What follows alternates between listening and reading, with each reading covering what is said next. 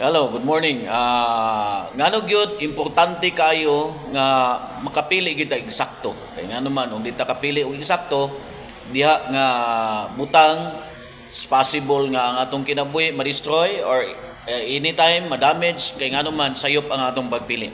Now, diri sa Biblia sa Genesis chapter 13 verse number 11, then Lot chose him all the plain of Jordan. So makita nato nga si Lot nipili siya sa east side. Pagtanaw niya nga nindot kay ang lugar, so iyang gipili, nibulag siya ni Abraham.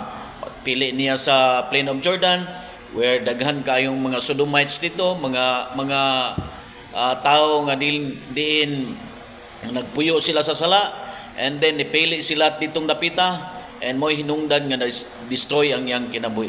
Sa ato pong kinabuhi, kung di ta magbantay sa atong gipang pili, mao po ni makadamage sa atong kinabuhi. Say for example, kung dili ka mo pili nga malangit ka, dili ka refuse sa reward sa sala, nipili naman tag sala daan. So ang consequence sa sala mao na ang impierno. Pero di ka mo pili nga malangit ka, nag-offer ang Ginoo nga napakay chance, malangit pa ka. Pero di ka mo pili, di ka mo duol ni Kristo, di ka mo dawat sa gi-offer, so mo na hinungdan nga madamage ang atong kinabuhi. So unsay may tabo sa Manila, sa dihang nipili siya sa plain of Jordan, kauban sa mga taong makasala, na damage tanan niyang property, na damage tanan niyang mga iyang kahayupan, iyang pamilya, and then iabot yun ang time nga ang iyang nakuha or nadala niya ang iyang yung duha ka anak. And then ang iyang duha ka anak pagyod na damage pagyod niya. Kaya nga naman, it is because of the sin nga naagyod sa mind sa iyang mga anak, and then niabot ang panahon nga nag-engage sila silang amahan, nanggawas ang mga anak nga di nahimo pong problema sa mga Israelites. Now, na nag-start gikan sa pagpili.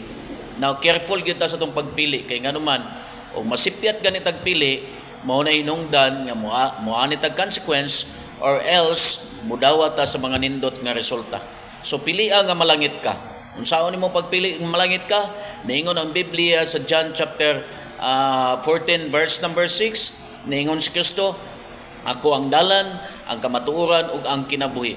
Way makaadto sa amahan or way makaadto sa langit kung dili muagi ni Kristo. So siya ang dalan, ang kamatuoran ug ang kinabuhi. Pilion yun nato nga muduol ta ni Kristo. Kaya ug di ta muduol ni Kristo, di ta mangayog tabang ni Kristo, mao ginay makadamage sa atong kinabuhi. So importante kayo ang imong pagpili.